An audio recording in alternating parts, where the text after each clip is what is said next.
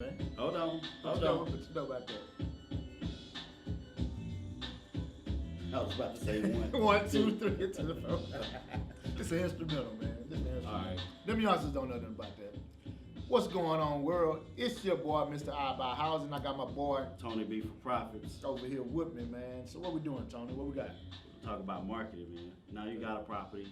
You submit everything to the title company. They doing their thing.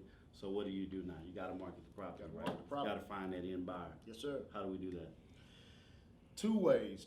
Well, a couple ways. I'd say two, but a couple ways. Okay. I like social media. Okay. I This like day and social age, obviously, it's the Yeah. easiest way. It's the easiest way. Sometimes. But you got to build up your networking and do all that other stuff to get you invited. But social media is the easiest way for someone who's just starting. Okay. So how you do that? How's that look? Go on to Facebook. Okay. When you get to Facebook, you go join every real estate group in your city. Everyone? Everyone. Really? Every single one. And you even join real estate groups in other cities. And you join international real estate groups. Okay?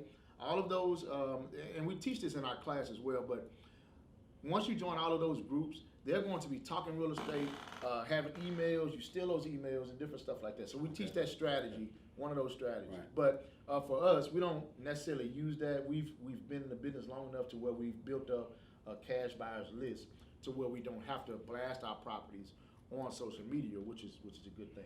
Yeah, it's a good thing for us. I mean, obviously, if you're going to be in the business, you want to develop a list of as many buyers as possible.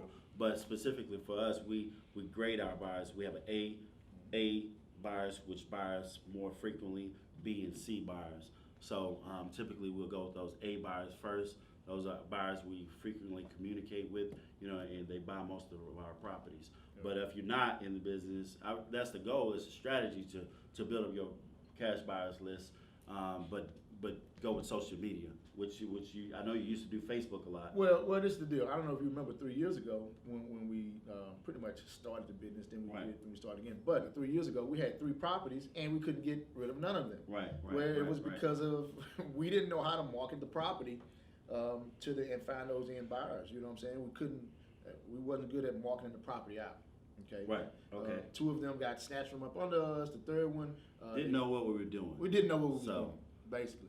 But we've been in the business a little while and learning from our mistakes, pretty much. Right. But also making sure that you have like Canva. Canva is a place where you can go put your property on an app and make a flyer. Okay. Yeah. So there are the several presentation, apps yeah, where the you Sellers can- app, but right. that's Canva's a good one. But the presentation Right. of the property when you submit it and marketing it out. So what's typically a presentation you want? I mean, I'm assuming you want to have a picture of the property, Picture. a general synopsis of the The details, property itself right. and possibly the area, Right. The details, If and it of course, flooded and right, different of course, the numbers, right? Yeah, the numbers You know. got to be on the flyer. So you always want to put your number, your ARV, on your flyer, and also what you're selling it for. Okay, but you have all the nuts and bolts in the middle. Right. But now you don't want to get too elaborate with some big paragraph to where you're describing the neighborhood. You can do maybe 2 or 3 sentences, but I wouldn't get too elaborate with this big old paragraph. Right, Because okay. people's attention span is not good, and they need to do their own due diligence anyway. Absolutely. So I mean, that's pretty much how I would market the property. Obviously, for right now, we just shoot it out to a certain list of folks that we have in our own database. Right. But generally, for the most part, folks out there, they can just blast it on social media. Yeah. And Yeah. possibly even refer it to somebody, some other person in the business that may have a little bit more experience. I know we get a lot of deals from other wholesaler investors out there that want a JV with us. So referring it is also a way to possibly even market the property if your resources, meaning you don't want to spend a whole lot of money, Correct. or you're not really doing a great job on social media. You may want So- to tap into our database. Right, correct. So So- let me make this shit clear. 2 things, okay? If you don't have or don't know how to market JV with somebody, don't lose a deal just because, like we did, we didn't know how to market. Half a Get deal with or a somebody, percentage yeah. of a deal is It's better better than than no no deal. deal. Right. Okay. Okay. The second thing, we are talking right now. We're talking about marketing after you got the property under contract. So I just want to make that clear. This is marketing, but it's after you got the property under contract. It's marketing for the end buyer. So that's a, and we'll go into that the next. Right. So, but there's also another way of marketing. Say you can't find anyone, you want to hold an open house properly, right? That's another way of marketing. Definitely. You always want to hold an open house. And again, in our class, we also teach you the proper way to actually hold an open house and what to do.